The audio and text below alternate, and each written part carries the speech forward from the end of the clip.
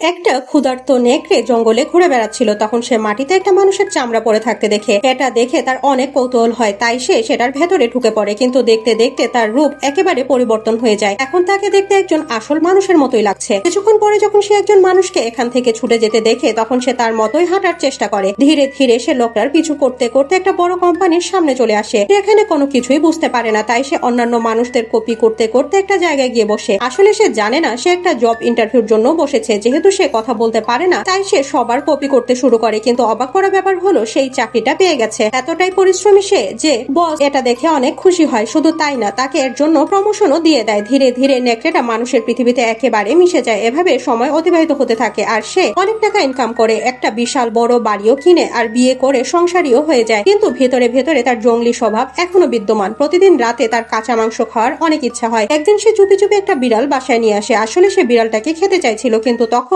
তার মেয়ে এটা দেখে ফেলে। সন্দেহের হাত থেকে বাঁচার জন্য সে এই বিড়ালটা তার মেয়েকে গিফট করে দেয়। কিছুদিন পরে একটা মিটিং চলাকালীন সময় তার ধৈর্যের বাঁধ একেবারে ভেঙে যায়। সে সেখানে থাকা তার একজন সহকর্মীর উপরে আক্রমণ করে। ভয়ার্ত লোক নেকড়েটাকে মারার জন্য তাড়া করতে শুরু করে। নেকড়েটা ছুটতে ছুটতে তার ম্যানশনের দিকে যেতে থাকে, কিন্তু ছুটতে ছুটতে তার শরীরে লাগানো মানুষের চামড়া খুলে যায়। কয়েক সেকেন্ডের মাঝে তার আসল রূপ সবার সামনে চলে আসে। সে এখান থেকে পালিয়ে যাওয়ার চেষ্টা করছিল, তখন হঠাৎ করে একটা গাড়ি এসে তার উপর দিয়ে চলে যায়।